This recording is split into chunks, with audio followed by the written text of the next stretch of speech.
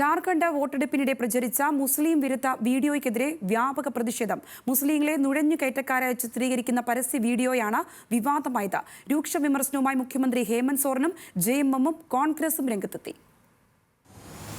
ജാർഖണ്ഡിൽ അവസാനഘട്ട വോട്ടെടുപ്പ് നടക്കുന്നതിനിടെയാണ് കഴിഞ്ഞ ദിവസം ബിജെപിയുടേതായി പ്രത്യക്ഷത്തിൽ അവകാശപ്പെടാത്ത വീഡിയോ വൈറലായത്.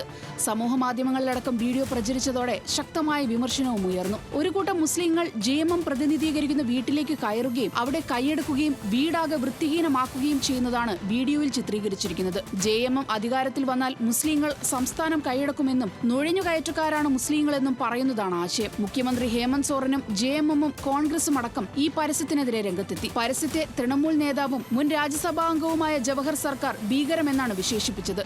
തെരഞ്ഞെടുപ്പ് കമ്മീഷനെ ബിജെപി വിലയ്ക്ക് വാങ്ങിയെന്നും അതാണ് കമ്മീഷൻ ഈ പ്രചാരണങ്ങൾക്കെതിരെ മിണ്ടാതിരിക്കുന്നതെന്നും ജവഹർ സർക്കാർ വിമർശിച്ചു.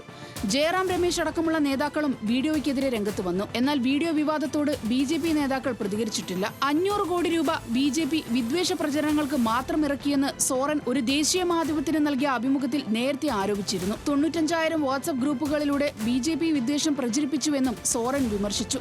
ബിജെപിയുടെ മുതിർന്ന നേതാക്കളടക്കം ജെഎംഎമ്മിനെതിരെ വിദ്വേഷം പ്രചരിപ്പിക്കുകയാണെന്നുമായിരുന്നു ജെഎംഎം നേതാക്കളുടെ വിമർശനം. ജാർഖണ്ഡിലെ തെരഞ്ഞെടുപ്പ് പ്രചാരണത്തിനിടെ വ്യാപകമായ വിദ്വേഷവും വർഗീയ പരാമർശങ്ങളും ബിജെപി നിരന്തരം ഉപയോഗിച്ചതായി നേരത്തെ പരാതിയുണ്ട്. അതിനിടെയാണ് പുതിയ വീഡിയോ പ്രചരിച്ചത്. National desk, news Malayalam.